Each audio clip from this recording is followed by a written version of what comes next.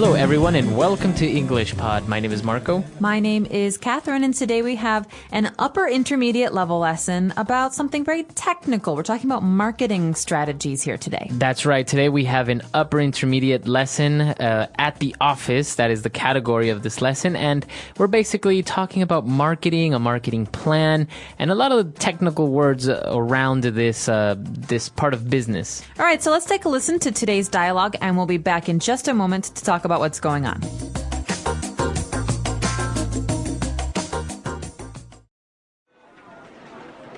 Okay, everyone, let's begin. I called you here today to evaluate our marketing strategy during this recession.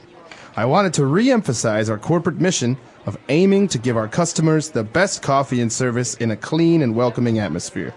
Several other shops have been reducing their prices for their coffees, and they are drawing in more customers. Why aren't we doing the same thing?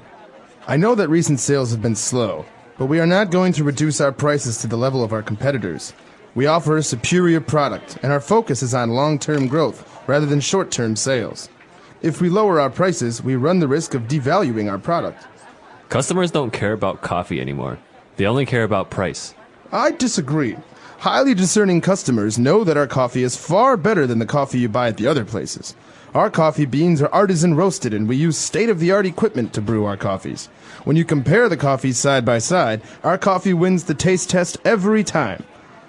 We have never sought to appeal to the mass market with cheap coffee drinks, and we will not do so now. That's true. We've certainly achieved top-of-mind awareness when it comes to the best-tasting brews, and it's important to distinguish ourselves from the competitors. I think the main question is, how can we show our appreciation to our customers? That's the main question I would like to discuss today. Money is tight for everyone these days, so even our most loyal customers may be reconsidering the money they pay for their morning coffee. Since the superiority of our coffee beans is one of our core competencies, why don't we sell the beans for people to brew coffee at home? That could definitely be a way we could expand our company. But would we be undermining the essence of the company that way? Let's brainstorm some more ideas and do some research. The customer always comes first, and what the customer wants, the customer gets. Maybe it's time we started selling coffee beans.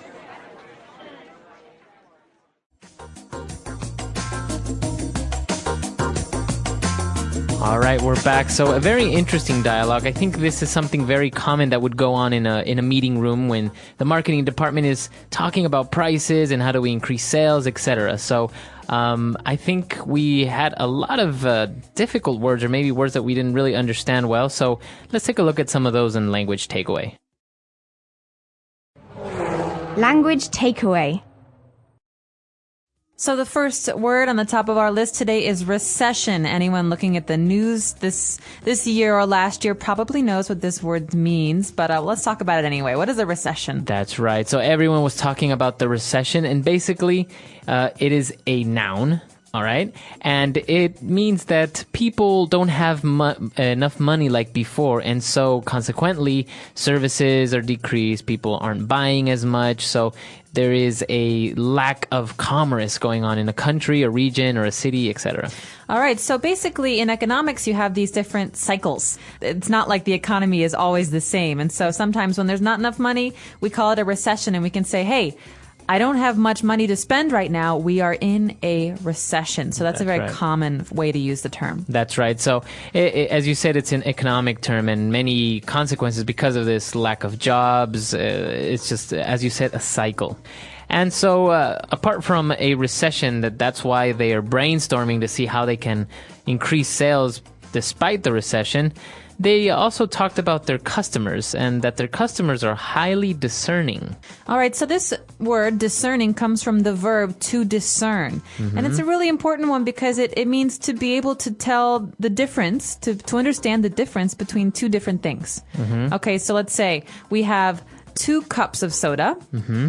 I'm very good at tasting things, so I can discern the difference. I can discern the difference between these two. I can say one is Coca-Cola and one is Pepsi. Okay, so to discern is to be able to tell the difference or to notice the difference between many things. And so obviously you are a discerning person. All right, or you have discerning taste. This means that you're very good at telling when something is high quality and when it's not high quality. Mm-hmm. Okay. And well, talking about discerning customers who know what they want. And so they talked about their coffee beans, and it's one of their core competencies. Okay, so this is something you might actually hear in education as well as in business.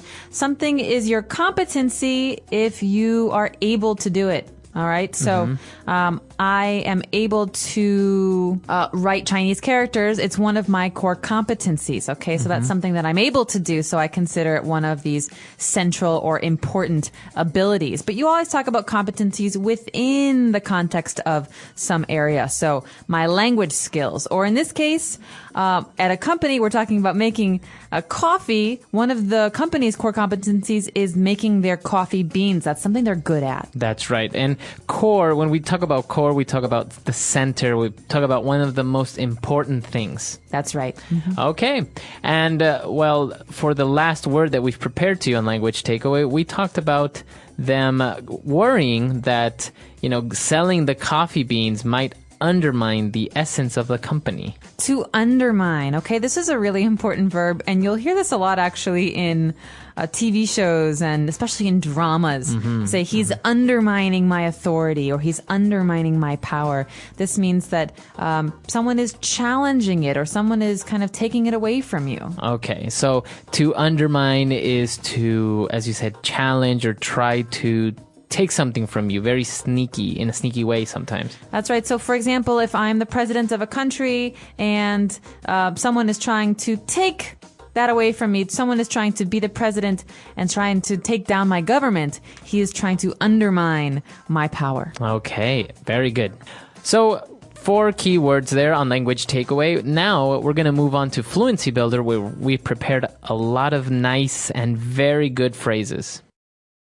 Fluency Builder. All right, so on Fluency Builder, why don't we start up from the beginning of the dialogue when they were talking about the prices of the coffee, and that other shops have reduced their prices, and so they're drawing in more customers. All right, so the key here is to draw in. This is a phrase. Most people will know the word to draw, to make a design on a page. But to draw in has a very special meaning. It means to attract. Okay, so you want to attract more customers. You want to bring them into the shop, so you're trying to draw them in. So, Marco, what's a good example of of something that a company will do to try and draw in customers? For example, many of you maybe have seen in fast food restaurants when they have a promotion, like you buy one hamburger and you get another one for free. So that's maybe one of the strategies that they're trying to do to draw in customers and maybe not make money, but give people the opportunity to taste their good food. That's right. All right. So the next phrase we've got here is a little bit different. It's talking about the kind of product that they have. They're talking about their coffee beans, and they say that they're roasted and that they use state-of-the-art equipment to brew the coffee. So this phrase, state-of-the-art, what does this mean? Okay, if something is state-of-the-art, okay, we're usually talking about a machine, and we're saying that it's the latest in technology. It's very, very new. It's highly advanced. It's a very technologically advanced machine. So, for example, the new iPhone 4 is a state-of-the-art cell phone. That's that right. means it's the very highest that technology has to offer. And obviously, something that is state-of-the-art is not state-of-the-art forever because technology changes, and so maybe next year there will be a new state-of-the-art telephone. That's right. So if you notice the spelling as well, we have little hyphens between each word, state-of-the-art, because we take it as a chunk all together, right? That's right.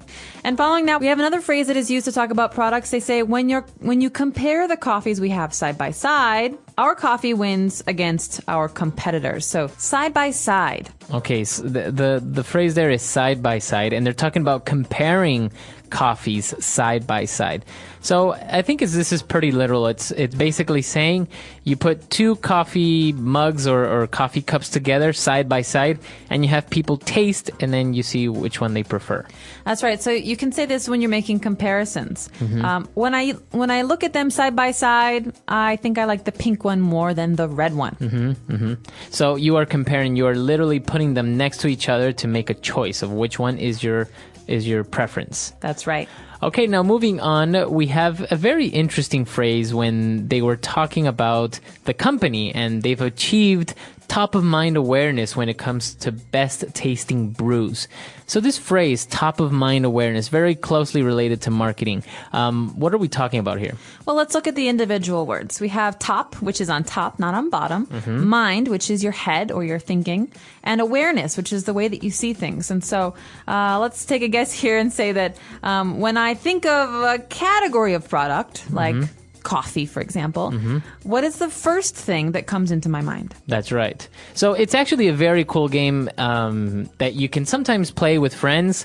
Basically just say, okay, when you think of coffee, what is the first brand that comes into your mind? Starbucks. So that, for example, shows that Starbucks has put in you a certain top of mind awareness. You associate coffee with Starbucks immediately. Right. You don't say Costa Coffee, you don't say Coffee Bean or any other brand, right? No, definitely. This is a way for you to really test what companies, what corporations have the most effective marketing, because obviously they're the ones who make you think of this thing, right? That's right. Starbucks has tons of marketing campaigns. That's right. So it's actually very interesting. So you can say top of mind, or you can say top of mind awareness. You can say Honda has great top of mind among their clients. Or Ferrari has great top of mind among luxury vehicles. That's right. Okay. And now for the last phrase, when we talked about money again, this is a very nice colloquial way of saying that you don't have a lot of money, or money is very scarce right now.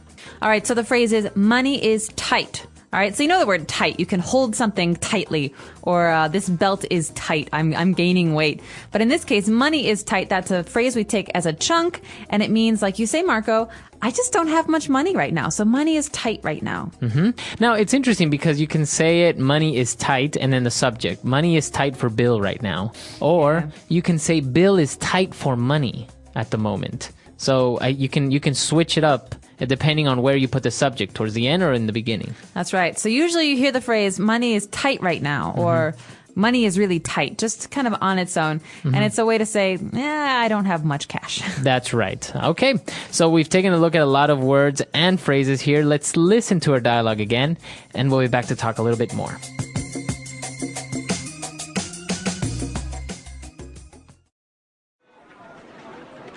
Okay, everyone, let's begin. I called you here today to evaluate our marketing strategy during this recession. I wanted to re-emphasize our corporate mission of aiming to give our customers the best coffee and service in a clean and welcoming atmosphere. Several other shops have been reducing their prices for their coffees, and they are drawing in more customers. Why aren't we doing the same thing? I know that recent sales have been slow, but we are not going to reduce our prices to the level of our competitors. We offer a superior product, and our focus is on long-term growth rather than short-term sales. If we lower our prices, we run the risk of devaluing our product. Customers don't care about coffee anymore. They only care about price. I disagree. Highly discerning customers know that our coffee is far better than the coffee you buy at the other places. Our coffee beans are artisan roasted, and we use state-of-the-art equipment to brew our coffees. When you compare the coffees side by side, our coffee wins the taste test every time. We have never sought to appeal to the mass market with cheap coffee drinks, and we will not do so now. That's true. We've certainly achieved top-of-mind awareness when it comes to the best-tasting brews, and it's important to distinguish ourselves from the competitors. I think the main question is, how can we show our appreciation to our customers? That's the main question I would like to discuss today. Money is tight for everyone these days. So even our most loyal customers may be reconsidering the money they pay for their morning coffee. Since the superiority of our coffee beans is one of our core competencies, why don't we sell the beans for people to brew coffee at home? That could definitely be a way we could expand our company. But would we be undermining the essence of the company that way? Let's brainstorm some more ideas and do some research. The customer always comes first, and what the customer wants, the customer gets. Maybe it's time we started selling coffee beans. All right, so going back to top of mind awareness, let's test what brands are in your head. Okay, so for example, when you think of a luxury sports car, what do you think? Ferrari. Ferrari, you mentioned it before. Or Lamborghini. Or Lamborghini, but you said Ferrari first. Yes. When you think of a brand of cigarettes, what do you think? Camel. Camel. Okay, this is an American brand. I don't think it's found very commonly in other places. They have it in Europe. It's very popular. Oh, really? in Europe. Yep. Okay. What about when you think of computers? What do you think? For some reason, IBM. IBM. Even though you don't own an IBM. I don't, but I grew up around the IBM, revolution. Okay. See, this is interesting. So, actually, it doesn't always work that way. That because you have a brand in your mind, it doesn't necessarily mean that you will purchase it when in the future if you have the power to. But at least you are aware of the brand and you recognize it, and the chances are that you will buy it. That's right, and you're gonna be familiar with it when you read about it, or when people talk about it. So, for example, I own a Mac computer, Apple. But when I think of computers, I just think of IBM because we used to say, remember, IBM compatible. Nah, that's right, IBM compatible. Because before it was usually just Mac. Everything was for Mac. Mac or IBM. And then all of a sudden it's PC or Mac. Right. Actually, that's interesting, though, because if I say, what do you think of when you think of what brand comes to mind when you think of MP3 players? Apple, the iPod, right? You probably think iPod. That's probably one of the most famous ones. But maybe if you ask somebody about 10 years ago, when you think about a music player, what do you think about? The Sony Walkman. The Sony Walkman, right? Or the Sony Discman. That's right. Had both. It was like I had a Walkman. It was bright yellow. So this is really interesting. This is the way that you see more or less. You can start to realize what brands are in your mind, and maybe unconsciously, even you may not even be a smoker, but maybe some sort of cigarette brand will be in your mind, or maybe you don't even really like sports cars, but you will have a sports car brand in your mind. I'm very curious to hear what you guys have to say, because obviously the brands that we're aware of are dependent on where we come from and the marketing campaigns in our home countries. That's and right. Also our age. I was a teenager when I had the Sony Discman, so that made an impact on me. But let's throw that out to you guys. Let us know what you think of when we say, luxury cars or MP3 players or computers. Or maybe even basic things like detergents. Like, for example, if you ask somebody in the United States, they might say Tide. But if you ask somebody in South America, they might say, I don't know, Omo. It's some type of brand. So this is also very interesting to see what your local brands have been doing. That's right. So let us know what you're thinking. We're on EnglishPod.com. We hope to see you there. All right. Bye. Bye.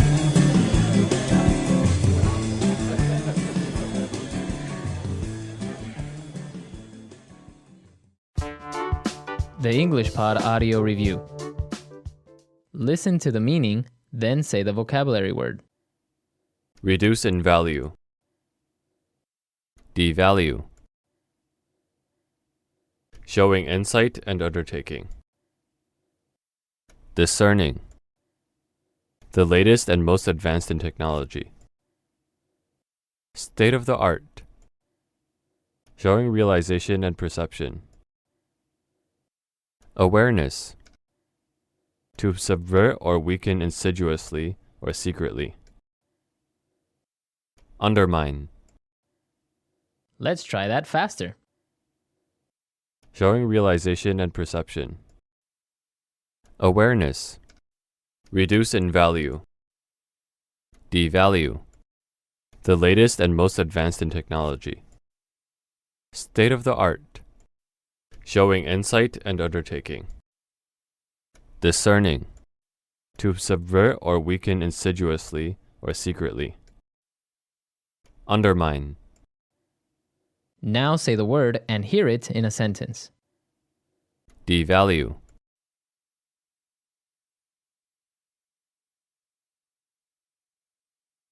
How can we make our service more accessible to the masses without devaluing our product? Devalue.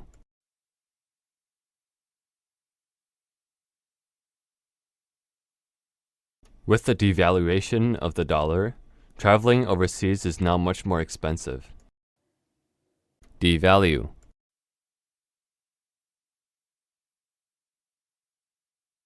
Many luxury brands never have sales for fear of devaluing their product. Discerning.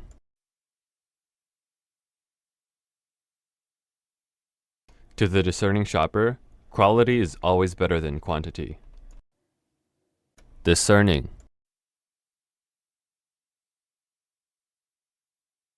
Sandra is known for her discerning taste in music and the arts. Discerning. The discerning drinker knows the difference between this wine and the cheaper wine. State of the art.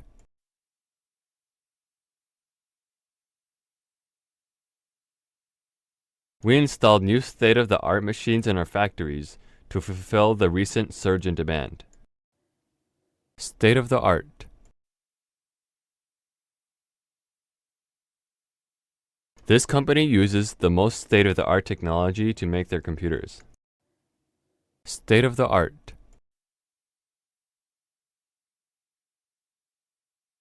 The doctors used the state-of-the-art technique to operate on her heart. Awareness.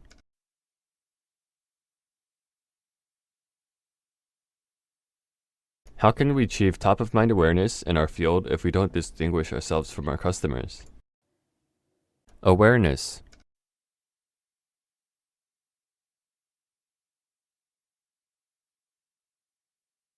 Through years of advertising and expansion, McDonald's has top-of-mind awareness when it comes to fast food chains. Awareness.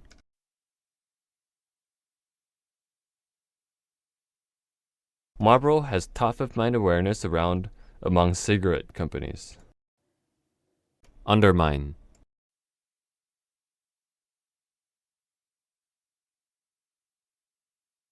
He is a ruthless politician who likes to undermine his rivals in his advertising campaigns. Undermine.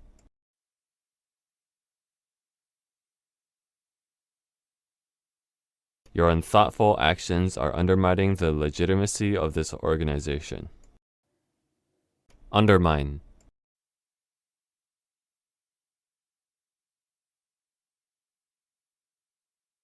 Even if you don't want to work here anymore, there's no reason to undermine the company by bad-mouthing it to your peers.